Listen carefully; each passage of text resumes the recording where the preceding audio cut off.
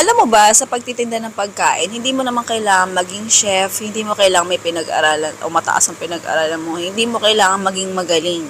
Hindi mo kailangan magaling magluto. Basta marunong ka, matututo ka, katagalan. Oo, kaya eto, nag-share ako ngayon sa inyo ng recipe para sa mga hindi marunong magluto.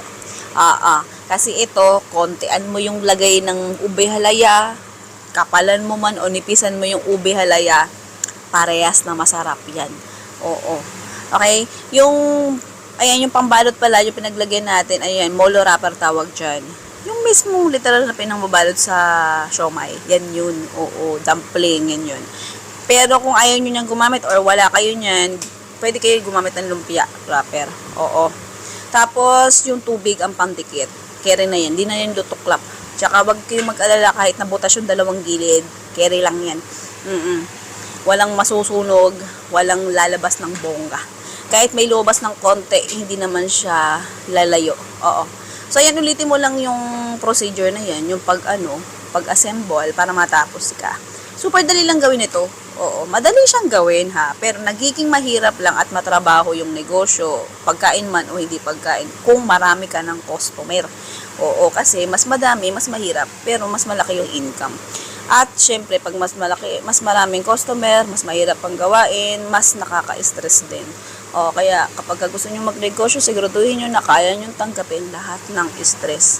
Kasi pag nagnegosyo ka, oo, grabe lahat. Kaliwat kanan, paa, ulo, balikat, ganyan.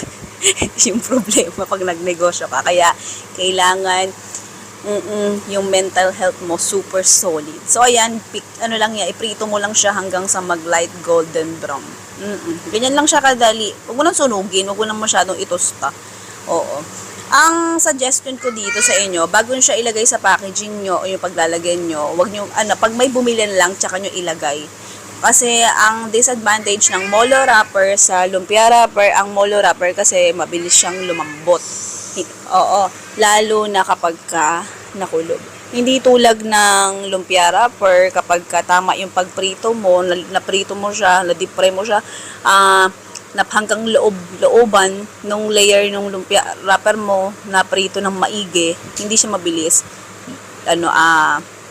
kumunat. So, ayan yung lalagyan na ginamit ko dito sa recipe na to. Paalala lang ha, disclaimer, ang mga negosyo recipe na sinishare ko ay pang home consumption lang natin. Nilalagyan ko lang ng costing para kung sakaling gusto nyong itinda. Okay? Para sa listahan ng recipe at saka costing, ayan, bisitahin ng YouTube channel natin, Foodie Par at saka Halo Mix. Ito yung nilantakan tayo. Masarap to, oo. Halos lahat ng gawa ko na to kasi ngayong araw ko lang din nagawa. Ayan. Binaon ng anak ko, bibigay daw niya sa mga classmate niya. Oo, okay, sige na, goodbye, good luck. Love you.